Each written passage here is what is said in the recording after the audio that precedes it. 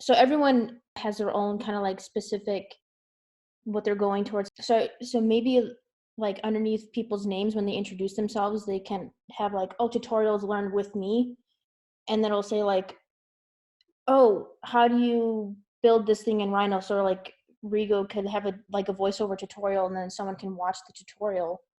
We're making these tutorial videos and maybe possibly having some sort of comment or like feedback section relating to what are certain things that people might want to see from the woodworking or might need help with in programming or in animation. And then we can go ahead and make videos like that. I'm going to be gone in a year. So do we just have to find some new music person to take over for whatever tutorials we're doing, or?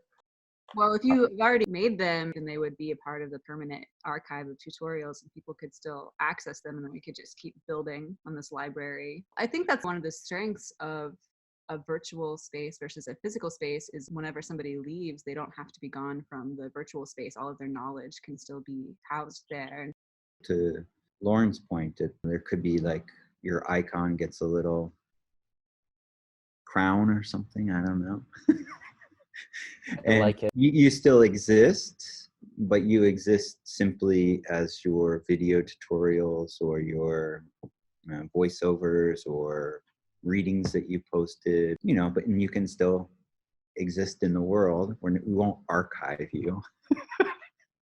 I also would like to do it on a more practical level, simply so that you can have that on your resumes and be able to point. It's a real thing that they can go there and say, verify that you have those skills. So it would also be encouraging of you to actually develop some video tutorial or a small project or something like this.